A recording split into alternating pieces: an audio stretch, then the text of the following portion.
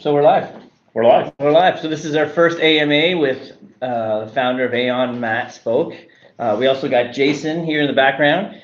And what I was going to say with our first AMA, what we've done, we've collected all the questions on Reddit and through a Google form. I've had those put all into the Reddit channel and had people upvote them. So we'll go through probably the first 10 questions on the Reddit, and that's the group of questions. I think we have about 40 questions there. And then what we'll do is the last 10 minutes, after we've done the first 20 minutes answering the first round of questions, we'll go to our Telegram community and get some questions done there. And Jason will go through those questions live. So, while Matt's answering some of these questions, feel free to be involved in our Telegram community and start asking, some further questions, and we'll try to get as much depth in today. So Matt, how are you feeling?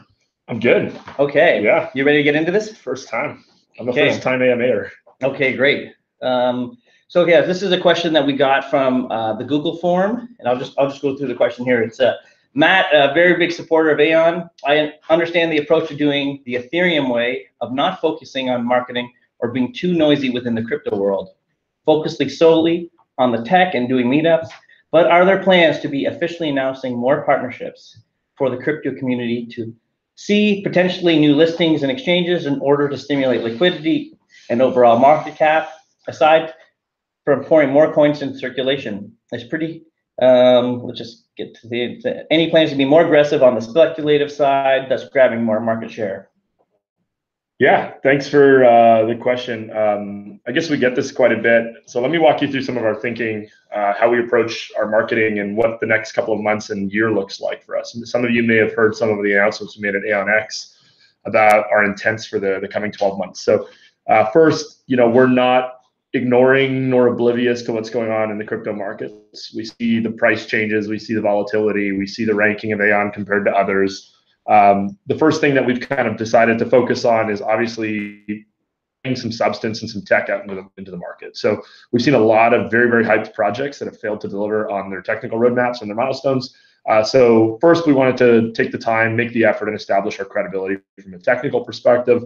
We will have a significantly more deliberate strategy focusing on the market. And when I say that, I mean, I'll say that cautiously because we think there's an appropriate way to address the market and an inappropriate way to address the market, and we're still crafting what that looks like. You're going to see a lot more coming out of the team over the course of the next few months that should answer some of these questions for you. What does our marketing strategy look like on a go-forward basis? There's going to be significantly more deliberate campaigns over the course of the next few months. We're going to continue doing the global meetups. We're also going to be putting a lot more emphasis into the focus that people have on Aion as an asset class, and what it means for us to act responsibly, knowing that there's an asset out there with a trading value and some speculation and some volatility. So one thing that we haven't yet disclosed in detail, but I'll kind of sneak peek with now, is we are going to get into the process of regular and transparent financial reporting, regular reporting on metrics that we think are relevant. So you're going to start getting a lot more information over the course of the second half of 2018 about what's going on internally at Aion. How are we using the proceeds that we raised during our ICO? What are our priorities? How are we measuring success? How do we view ourselves against other projects? All of these things are going to become significantly more measurable and stat-driven metrics that you'll be able to follow. So we hope that this will have an impact in terms of our relative measure against our peers. We don't really look at the market from a dollar perspective. When everybody goes down 50%, we're still looking at kind of our relative measure to our peers. But we do think that it'll start to have an impact in terms of differentiating Aion as one of the mature and more sophisticated projects in the market. So stay tuned for that. There'll be a lot more in the coming months. Well, and to that point, there's a question just a little bit further down in the Reddit that is kind of along maybe some of the same points.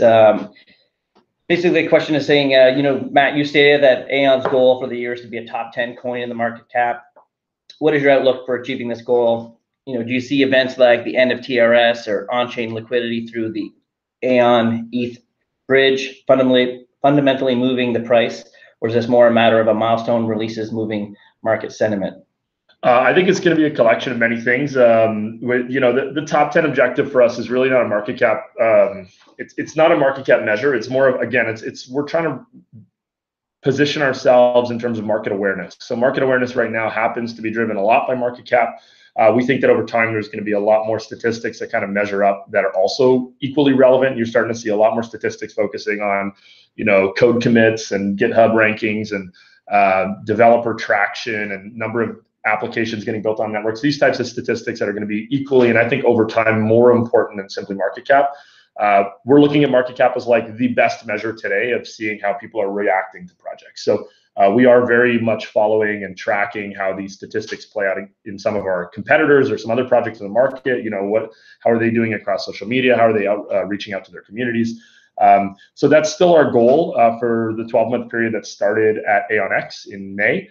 So there's going to be a lot of little bits and pieces that kind of add to that. But we also think that the biggest differences are not going to come from like incremental growth of like one ranking at a time. We think there's going to be a couple of major milestones that give us kind of a leapfrog effect in the market in terms of positioning Aion ahead of some of the others. Especially, I think one thing that started happening at the beginning of 2018 is some of the projects that created a lot of expectation and created a lot of hype last year are now starting to show that they might actually not have the technical chops to deliver on their promises. So some of these really, really high profile projects may start dropping dramatically in people's perception of these projects. And we hope that Aion will be able to constantly demonstrate that we're delivering, that our engineering is kind of unparalleled in the market, and that the quality of what we're building is eventually going to stand on its own 2 feet as people start focusing on that more. So, it'll be a combination of some existing leading projects dropping and Aion having some major milestones that allow it to kind of leapfrog and propel up in the market.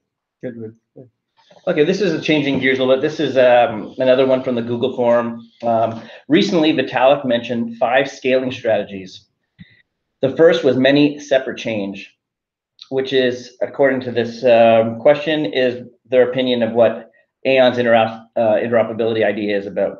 However, Vitalik said this solution is obviously useful, but kind of lame because separate chains don't share security.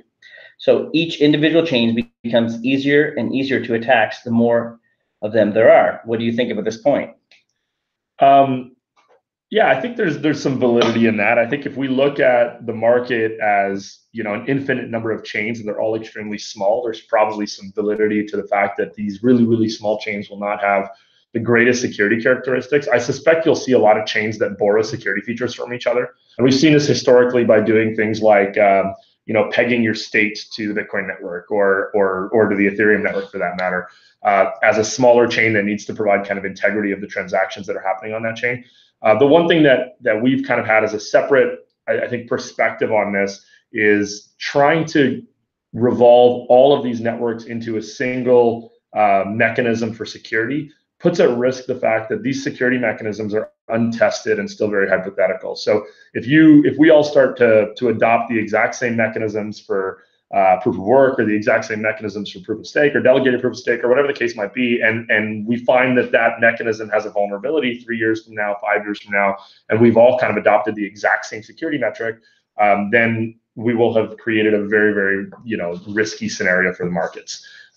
So we like the idea that there are different models of security being tested in parallel to each other, where you can have different chains that are testing out different hypotheses of what the economic incentives are, how the proof of work functions, proof of stake models, delegated models, et cetera, et cetera. I think all of these things lead to the eventual outcome of finding the best security models. And I don't think it's going to be a single security model. We also just don't buy into the fact that there will be a single protocol at the end of all this. Meaning, if there are multiple protocols running multiple security features, then the scaling solution of multiple chains is necessary. There's no scenario in our minds where we're only talking about a Bitcoin world or only talking about an Ethereum world. We're going to be talking about multiple protocols. Is that 1,000 protocols? I don't think so. I think it's going to be a small number of protocols multiplied across a large number of chains. That's my personal kind of hypothesis. And then that interchain connectivity is going to be a necessary part of scaling. That said, we often try to remind people that Aion's roadmap is significantly broader than just interoperability. We're looking at a design for a public chain that in and of itself has some scaling features without that bridge layer that connects us to other chains. So, and I think there's some questions coming up on this later, but the work that we're doing in our virtual machine, the work that we're doing towards our new consensus algorithm, all of this will put a new design for the Aion public chain on its own for scale. And the ability to scale with multiple Aion chains, but also this bridge layer that allows us to connect Aion to other chains. So interoperability, I'll remind people, is just one layer of our architecture. Exactly. Okay, so we got some other questions here. Let's go through. Here's a good one. If you think back to your feelings and expectations during the ICO 8 months ago, how does the team feel regarding having achieved or not the goals that you had in mind? I would love to know if there's any sectors, product development, adoption, partnerships, community that you guys feel either you fell short or exceeded or right on par when you compare your expectations to the reality. Yeah, we had very different expectations during ICO. I think most people that have been following us for that long know that we started off with, I'd say, lofty goals of fundraising. We ended up in a significantly different place that, in hindsight, we really fundamentally believe was an incredible outcome. Because what we've seen now is that the majority of the value revolving around these projects that are growing in the market doesn't come from the amount of money you raise on day one. It comes from the size of the market that you can create and the developer base that you can create kind of moving forward. So all of these metrics of fundraising eventually are going to get forgotten. You're going to see projects being ranked by traction and adoption, not by like that first milestone of how much money did you raise the day of your ICO. And I think we didn't fully appreciate that when we were going through our planning for the ICO. So we put a lot of focus on that number. And then we realized very quickly after that, actually, we had a much more supportive and positive and reinforcing community because we didn't overstretch on our fundraising target. So from that perspective, I think we look back and are kind of happy that we accidentally and by several mistakes we made didn't reach our fundraising objective, because I think it's a difficult path to kind of grow if you start with really high expectations. And we're seeing that with many of the 3-letter protocols that exist in the top 10 of the market today. Or one, where expectations get set really high, and then it's very difficult to kind of meet those expectations when you're telling people, hey, we're a multi-billion-dollar technology, but oh wait, we don't actually have functional technology yet. That starts to create a really difficult story for a team to maintain. So we're happy with that. I think some of the things that we've kind of fallen short on, there's a huge kind of push to try to get the attention of developers in this community. Setting ourselves apart from like an organic perspective without going out and like bribing companies to build on our software is something that we could probably perform better on. And we're going to be launching new programs for developer outreach and evangelism and hackathons and more developer focused meetups that are more specifically focusing on like the tech, because we know that that's going to be the metric that really matters at the end of the day. So to date, I'd say we haven't met our expectations there yet, but we do have a pretty ambitious plan for the next year to get that back up to where we want it to be. Well, I guess on my side, I think the community has just been really creative, incredible. Like the amount of advice and really great dialogue on our Telegram channel is really great, and there's some really great members, and I would say like Joseph and Coolness, Mr. Good Life, Interstellar, who are all just really helping. David B, who's always coming up with some of the really hard. Oh, there's a ton of people, and I'll mention some more later. But Yashnik for sure, who have just been involved in really like helping cultivate such a really good community. And I really am excited about watching this sort of progress over the last 8 months. And I'm just blown away by when we go do meetups around the world, just how many people are involved in those telegrams in those communities.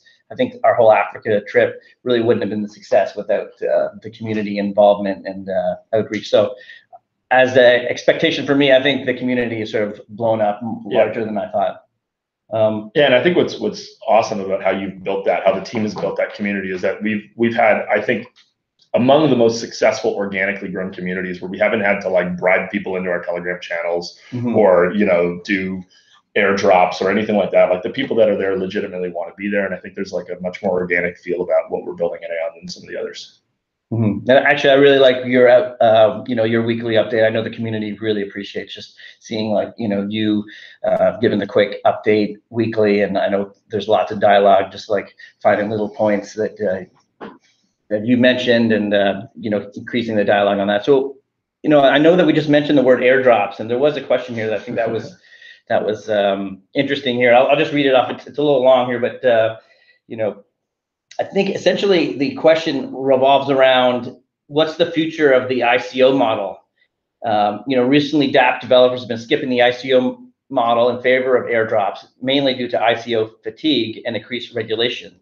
Seeing how these airdrops have created a significant network effect with those ecosystems, will upcoming Aion-based dApps be encouraged to follow the airdrop model instead of the ICO? So we don't have we don't have any direct influence on the dApps that are going to be building on top of the Aion network. So, I'll tell you our perspective, because I think we get this question a lot. I see it a lot popping up in Telegram. I see, call it differences of opinions on this. Let me first start by talking about our philosophy on airdrops. And I think what's been missing in a lot of these cases is understanding who is your target user and what is the function that you're trying to encourage them to use. Over time, Aion's network will be focused essentially on building applications, developing bridges, connecting blockchains, and doing all these things that kind of stitch the ecosystem together. Using Aion to incentivize people to do those things makes a lot of sense to me, right? So this is why we're launching a grant program, or why we've launched a grant program. This is why we've launched a bounty program, because it's very, very targeted towards our intended use of Aion. Whereas most of the airdrop projects or programs that have happened in the market have just been very, kind of shotgun approach, where everybody with a wallet that has more than X amount of Ether gets a drop of.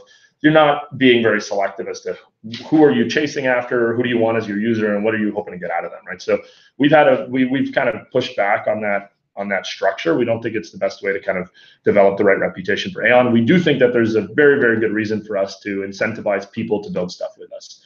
So that might be integrating existing tools or products from other blockchains and porting them on top of Aion, or supporting Aion as a second blockchain, or doing some core research as part of our grant program, or building a bridge. We're using Aion's protocol after we publish the bridge system. All of that will be, I think, a more appropriate way for us to distribute Aion for incentive towards that builder community. That eventually is where we want to start putting more and more of our emphasis for spreading some of the Aion that we hold in the Aion Foundation, so that people can actually apply through that. So I don't know if people have been paying attention or not, but you can find out more about the Bounty and Grant program on our website. I'll start sharing some of those links in the Telegram. So you basically answered the other question, which was, why doesn't Aion do airdrops? And I think that's a great answer, because it's not focused enough. And I think previous to what you mentioned, we probably won't have much say into ICOs that do launch on Aion, but I think that may be a good model for certain projects. I think it needs to be like, depending on what the ICO is or what the dApp they're building is, it's like, figure out who your user is, right? If you're building, like we've got a great project that's getting built on top of Aion called Velocio, that's focusing on like the ride sharing and kind of peer-to-peer economy, right? And so not just ride sharing, but other kind of similar types of structures. Their user is not just average Ethereum holders, right? Their user is going to be people in certain markets wanting to access some of these services, right? Or people that are going to be building applications for ride sharing on top of the Velocio protocol. That might be a more targeted way. And I'm not speaking for Velocio, because we actually haven't had this conversation. I'm just using them as an example. I don't think it's inappropriate to distribute your token or your coin in a targeted way. I just think you want to ask the question of, like, who's the intended receiver and what are they going to use it for? Right? Okay, great. So let's just, I was sort of jumping around to the questions just to keep the dialogue sort of fluid. So here we go. Let's touch this on this question. What are the staking rules? What node types will there be? Will staking be allowed? Will Aion have staking without hardware? Okay, yeah. Let me go through that. And just for context, the reference here is to our longer term design for our consensus algorithm, which is intended to hit our network during our Everest release, which is the third part of our roadmap. So some of this stuff is still in research mode. Some of this stuff is still kind of hypothetical in its design, and there's pieces of it getting built, but we still have a lot more work to actually flesh out the detailed functionality. We've got about, call it, a year and a half left before that function in the network actually comes to be. In our current thinking, the model that we're working on, which we've been loosely calling hybrid delegated proof of stake, I think we could probably come up with a sexier name for that. Maybe we'll get the community to help us out. And the goal is that we have 3 participant types in our consensus function in the future. And those participants have 3 different things that they're willing to stake or put on the line as their commitment to the network. And those 3 things are your reputation, your money, or your computing power. So if it's your reputation, then the function is that you could participate as a validator at the core of this hybrid delegated proof of stake model.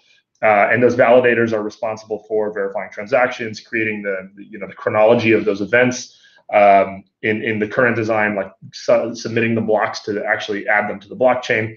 And they're being selected for those roles based on network reputation. So that's their stake in the system. Behind those validators is the two different participant types that can actually support these validators. And those are the solvers and the stakers. And the solvers and the stakers can fill that function by staking money. So they can put coins behind one of these validators. In our current thinking, that would not require a node to be operating on the network. It would just be a wallet address depositing behind a validator that would be able to kind of permit you to stake behind a validator. If you're solving, then you're, as the name implies, you're solving a compute function. So then you're obviously running some form of hardware. This is where our proof of intelligence design kind of comes in, where we expect that solving would be kind of functional, useful compute to be used for kind of future on-chain machine learning and kind of AI-based functions in the future. So those are the three types of roles that people will be able to play. Earlier than that, there will be a staking function that will exist on bridges. So this is not part of the core consensus of the public network. This will be part of the consensus function of participating in a bridge. For example, the Aion to Ethereum bridge after our token bridge, when we get to like the just generic bridge for using Aion and Ethereum applications. Those bridges will be managed and run by groups of nodes. Those nodes will have to commit a stake, and then those nodes will participate in validating the transactions crossing those bridges and earn rewards as a result of that. So that'll be an earlier function that will be available for stake. In that model, the staker on the bridge has to run hardware, because that hardware will be responsible for verifying the consensus of the bridge. Okay. So that's more to come on that as we release our bridge designs over the course of the next few months. There was a question that's kind of along those lines. Will Aion Wing be sticking with delegated proof of stake, or will the team consider other proof of stake consensus algorithms such as Casper? So not mutually exclusive, because within the concept of delegated proof of stake, you do have to decide on the function you're going to use for staking. One thing that we've avoided in the pure delegated proof of stake model, that we have kind of a difference of philosophy than some of our peers in other projects, is that it reinforces that only a very, very small group of nodes essentially own and manage the integrity or the security of the network. So whether that number is 100 or 21 or anything like that, we think that kind of takes away from a lot of the advantages or a lot of the reasons that decentralized networks are important, where you first can identify who these nodes are. So these are many of the systems that are, refer to things like supernodes or master nodes or whatever the case might be. If you can identify who they are and there are a small enough number of them, then there is vulnerability, because then you know who to target if you want to take over the system. So we think that decentralization has to be significantly more core to our system. So the way that we're designing our model is that there is a delegation structure, but it allows for a significantly broader amount of participants, and those participants share a lot of that security risk. So we're obviously looking at Casper specifically as the Ethereum Foundation kind of releases more on that. We haven't made a final decision on how the exact function of staking will work in our final algorithm, in our final consensus algorithm, but we're paying attention to all the major developments. Okay, great. I'm thinking maybe we'll do two more questions from this, and then we'll go to the Telegram community. So if you're involved in the Telegram community, please hit us up with some questions. I'm just going to go a little bit off script here, because I found a good question here. Hey Matt, have you and your team figured out how to proceed with the token swap? You recently mentioned the swap will be done over a course of several months. Yeah. How can that work for current and future exchange listings if there are two types of Aion coins circulating and being traded? Any chance for exchange listing soon? Also, let's keep it there. So it's a little bit more about just about the token swap, and I think we're working on that as we speak. Yeah, there's a couple of tricky parts to the token swap that we're kind of getting ready to tell you guys more about over the next little while. But a few functions that are going to be available. So we're obviously publishing the token bridge. I think you're all aware that the beta of that token bridge is coming up pretty soon. We're already doing a lot of internal testing on it. It's going to hit the community for testing between the Aion Ascent test network and one of the Ethereum test networks, so you can start to see the function of the token bridge. Mm-hmm. So that'll be one big part of the token swap. People will be able to call on the bridge to prove that they own Aion in its ERC20 form, input an Aion address, and then essentially have their ERC20 tokens destroyed and have Aion put into their address on the Aion network side. So that bridge will be incrementally released to the community. And what I mean by incrementally is we're going to be testing it on daily balances, on daily volumes. So we'll allow X number of Aion to cross the bridge per day. As we see more and more transactions and get more and more confident as to the security of that bridge, this is all part of like an ongoing kind of live testing process for the bridge. So that will be a function that anybody will be able to use, and we suspect we'll see a lot of migration over the bridge with no cost to the user. The other two things that we're working on to facilitate kind of a speedy process for token swap is we have a number of exchanges that are going to be supporting on-exchange swap functions, where you'll be able to go into the exchange using ERC20 and come out of the exchange with the native Aion coin. So a lot of work and engineering requirements being worked on there, but you'll find out about the exchanges that are supporting that function. It was also mentioned, I think, in the question, we do have exchanges in the works that are doing engineering integrations for the native Aion coin. So if there's people that are mining on the public Aion network, there is kind of support coming relatively soon. I mean, some of this timeline is out of our hands and out of our control because we're relying on third parties. And then there will be obviously some management that needs to happen when we understand very well that there's going to be two forms of Aion assets in the market. There's going to be the token and the coin for a period of time. So we're going to be paying attention pretty closely to that to make sure that it doesn't create any strange market conditions and too broad a gap. We suspect there might be some small gaps in arbitrage for a short period of time, but eventually they should flatten out. Our finance team's been working on that pretty closely to make sure that we can minimize the impact of having two parallel assets. But all of that will be kind of more specifically described over the course of the next month or so. We'll be publishing more on that swap process. Cool, that was a good question. So, I thought we would take one more question from the Reddit, Google form, and I thought this one would be kind of interesting to just make it a little bit more personal about Matt. Here's the question: you've always been pretty articulate in discussions with blockchain. Was this more natural, learned early on in your life, or a more recent skill gained at the University of Ottawa? Would you have any advice for public speaking or articulating your thoughts in general? Wow, the flattering question. Two things. I think one thing that we're putting some effort into, this is not just me, but my co-founder Jin, as well as a few other members of the team, we're going to start being a little bit more deliberate in kind of training for articulation. Because I think, right now we're talking to the crypto market. Most of you understand the lingo, the nuances, the geeky details of what we do, right? When we start getting into the mainstream, we need to make sure that we refine our message in a very different way to make people realize what it is we're doing and why is it important, right? So yeah, I've been doing public speaking for a decent amount of time. I guess part of it started when I was at the University of Ottawa. I used to debate. I used to be a teaching assistant to a presentations course at the business school. But also more recently, I'm actually starting to work with a few kind of professional coaches on training, on speaking and kind of articulating my thoughts in a more concise way. So I hope that I can get better. I think there's still a lot more work to do there.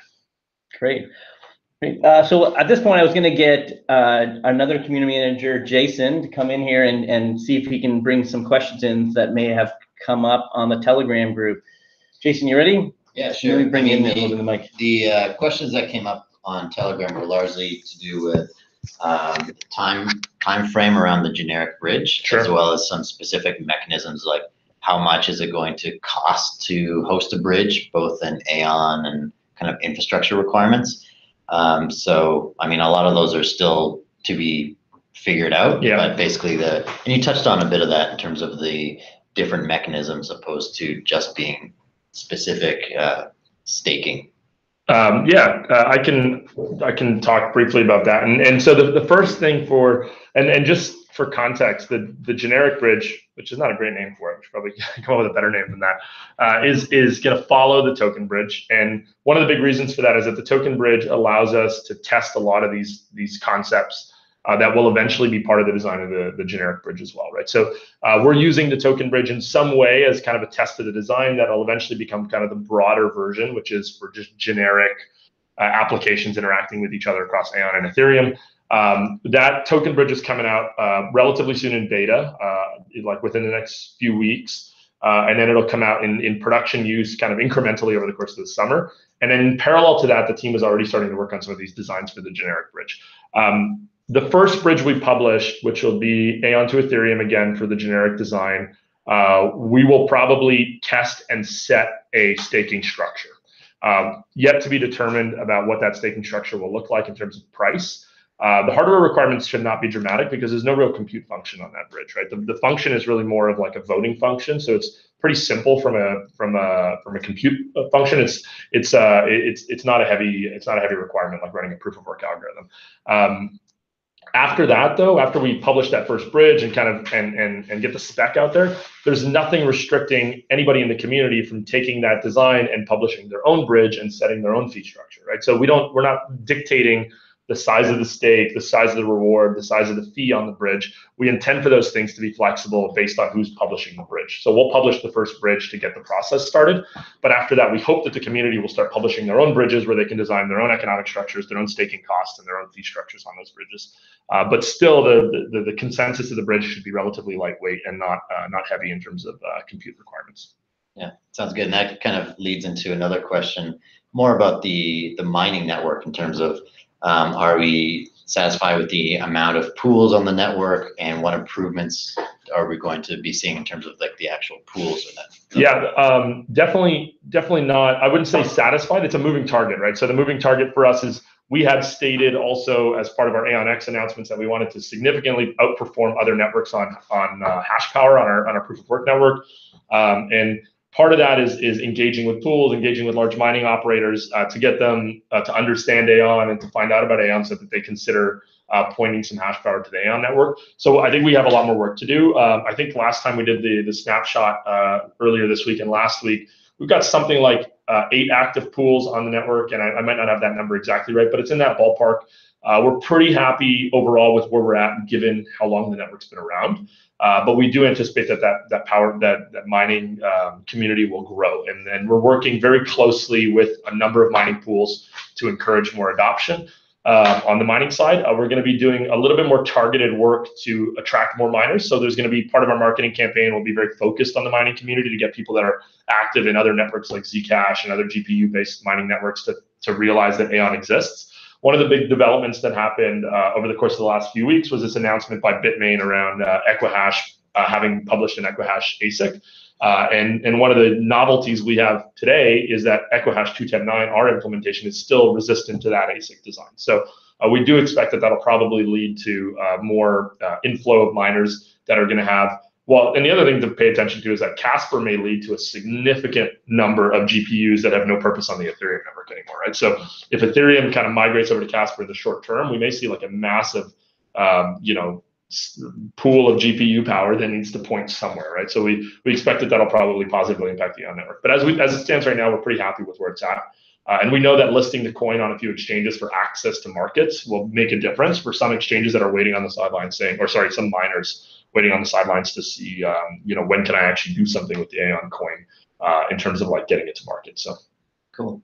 So I guess just one last question. There's some more questions here about mining, but I think we can address those on the forums. So largely, what are you most excited about in terms of the blockchain industry over the next year? I think this is like our time to shine is really coming up, because we're hitting that timeline where people are either going to succeed or fail at publishing and delivering software, right? And in many cases, we're going to see failures. In many cases, we're going to see underwhelming outputs where there's forks and copies of other people's code bases. So we're really excited about the fact that like engineering will become a more significant part of people's metrics. Because a year ago, it was difficult to measure engineering because it was just white papers and ideas. Right now, we actually have output that's coming out. We're really, really confident about the quality of our team. We fundamentally believe we're one of the strongest engineering teams in this market. We're pretty excited about the fact that our presence in China is growing at a pretty good pace. The team there is doing really well. We're going to start having some more deliberate community activities in Asia, starting with mainland China, but also going more deliberately into other Asian markets. And that'll start to have a big impact as how people perceive Aion, not just as a Western North American project, but really as a global project. And there's not a lot of blockchain projects that have efficiently, been present in those two parts of the market. And then obviously we're going to continue doing more of our travel and meetups and establishing some local community groups in different parts of the world. So lots of exciting stuff coming up. Awesome. I think I'm being reminded to I'm being reminded to tell people that if you are running a node and you're mining on the public network, there is a new kernel that was released. When was the new kernel released? Yesterday. Okay, so the instructions and updates on what's included in that kernel are available. And then there's a new version of the pool software that's coming out that many of the pools will be updating to, and so that should have some net benefits to the people that are participating in those pools. So follow that on the forum. Primarily, you'll see the announcements of pools updating, and you can find all the information about the new kernel on our GitHub. Yeah, so I think that's all the time that we have today, and I think we did a really good AMA, didn't we? I think it was good. Let's do more of these. We should do them more, and I really appreciate all the advice from the community, even to have this AMA. So we'll start trying to do these more on the regular. And yeah, I want to just say thanks everybody for tuning in today, and we'll look forward to talking to you again soon. Thanks, guys. Take care.